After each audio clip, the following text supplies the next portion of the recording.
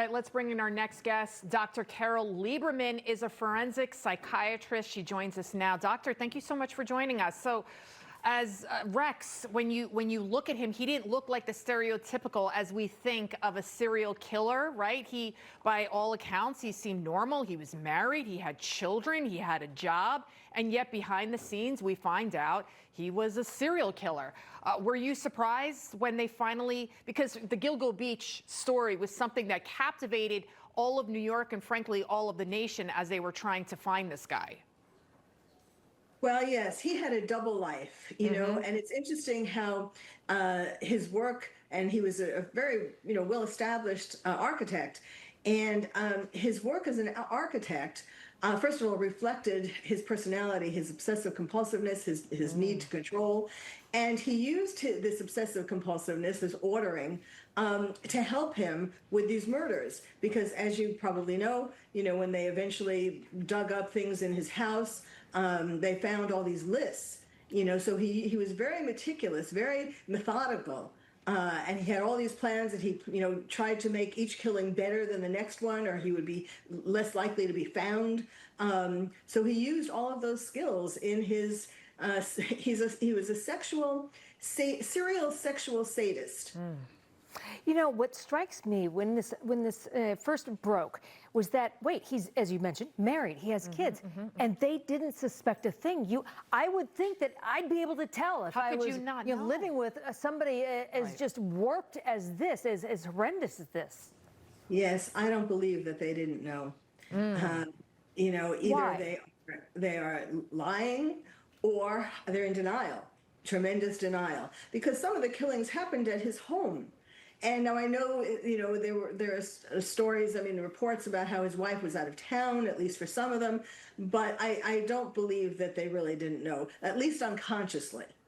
Well, speaking of someone who did know what was going on in their own home, we are now learning more about the Department of Justice making these 5 arrests in the alleged White House UFC terror plot. The alleged ringleader was this Tyson Proper, only, he was 19 years old. Balding, full beard, he's 19. He's only 19. He was living in his parents' home, according to authorities. His mother's the one that alerted them, noticed something was going on with her son. So this mom saw something, she did something. But what do you make of these young men being radicalized online? Talk to me about the mental psyche that it takes for a 19-year-old to basically throw his entire life away and think that he could overthrow the government. Yes, and he used his money from his graduation present. Imagine that. So he's being graduated from high school, and this is what his goal is for his life.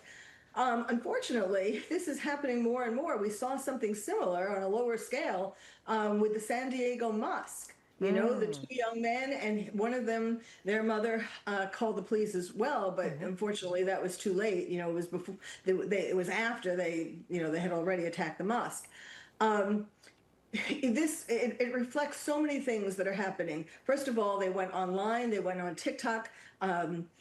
Proper did that's where they started. They started gathering people on TikTok who seemed to have the same ideology. And then if they passed muster, then they would bring them to a different, platform online.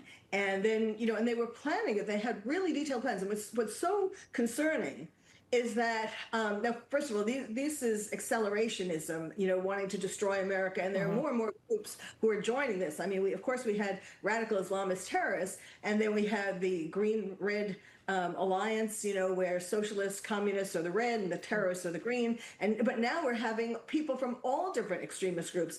But what's really upsetting or worrying is that they use their plan was a typical plan that terrorists, radical Islamists use. They were planning to, first of all, use drones to drop some kind of bomb, explosive, on some of the buildings around the UFC area on the South Lawn.